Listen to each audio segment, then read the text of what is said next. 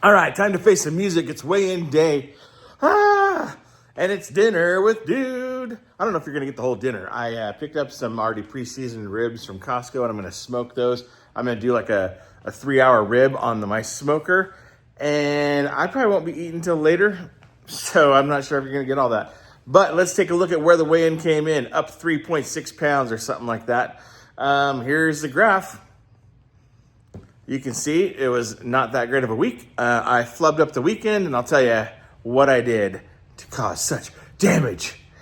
But you can see where I was. My lowest out here, I was down to like 228, and I went up to 238. Last week was like 237 or 6 or something like that, and then 240. So we're bouncing all over the place, but it's my fault. There's no one else to blame but me. So let's dive in and talk about it. I'm gonna get these ribs on. Let me show you what they look like. They're all seasoned up. They're just sitting here. I added a little bit more seasoning to what was already there. There's 2 racks of ribs, so these are gonna be for, they may even be for tomorrow. Yeah, I may just be cooking them. I may eat a few tonight and then just basically have leftovers for tomorrow. So the barbecue is on. We're gonna get it up to 250. Then I'm gonna throw them on for 2 hours and not even look at them. So that's the first step. Now, in the meantime, while the old smoker is heating up, let's talk about this last week. I thought, hey, I didn't really blow it that bad. I mean, that's really really thought it was. And 3.5 pounds. It's that weekend weight. There's salt content. There's there's stuff. There's some section of it that's not going to last forever, right? But the part that I don't like the fact that the trend is up. Usually if I have like a down week, I can reverse it. I turn it right around, and then we lose some weight. But what's going on right now is the trend has been up, then down, then up, then down, then up. So I gotta get serious about it.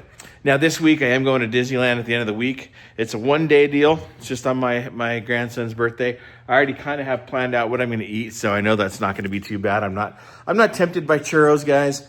The candy and churros, things like that doesn't really tempt me. It's more of overeating. It's my issue. I get stuff that I like, and I tend to pig out on it. So let's talk about this last weekend. Went up to Provo, the northern Utah area. Went out to dinner for sushi with my son-in-law. Took him out for his birthday. There really was nothing but sushi. I mean, there was no good choices at this place. So I had a couple sushi rolls, and I'm like, okay, that's not too bad. And then Saturday I did really good. I intermittent fasted all day Friday, so I did all right.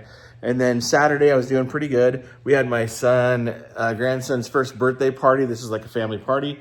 All the siblings were there, so that was fun. That was cool. I talked a little bit about that, but had some pulled pork sandwiches.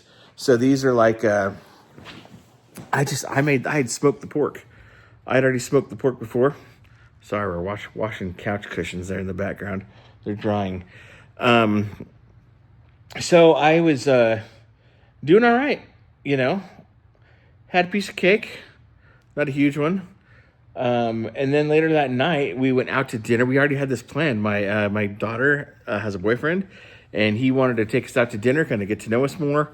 So we went and did that. Went to a nice restaurant, Sol Agave. It's a nice little Mexican restaurant.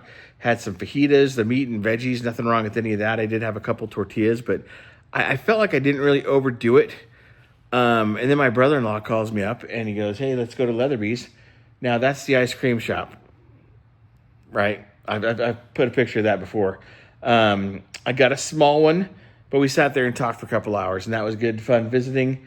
But still, that was definitely not on the approved list for me. It was not a planned free meal or free thing or nothing like that. So that was definitely a problem. And then coming home Sunday, I did pretty good. Then last night, I had nothing in the house. I made my video, posted it, and on the car ride home. Came home, I had nothing to eat, nothing thawed out. We'd been gone for a few days, so I literally was scouring the shelves, and there were sardines. And then I found 1 pack of spaghetti.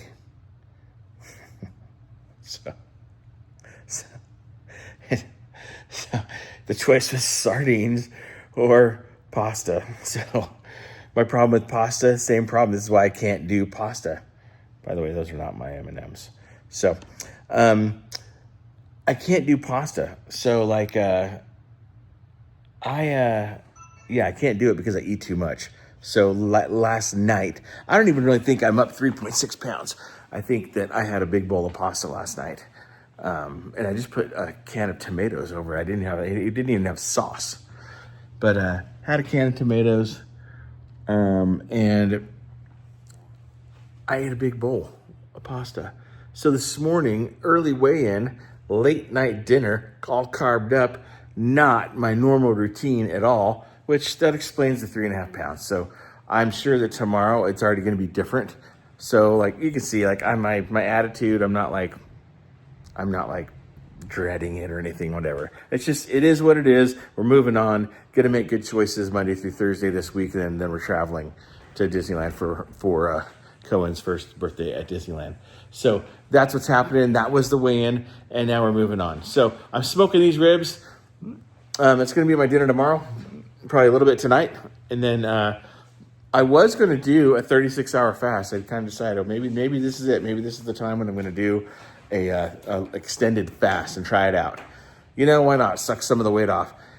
I started doing a little bit of research. I'm not opposed to any of that stuff, but I did realize something. ChatGPT came up with something that it has not come up with before, because normally I do intermittent fasting Monday through Friday, and I do a ketogenic diet, but I am on a pill for my glucose called Zig Duo XR, something like that, I think.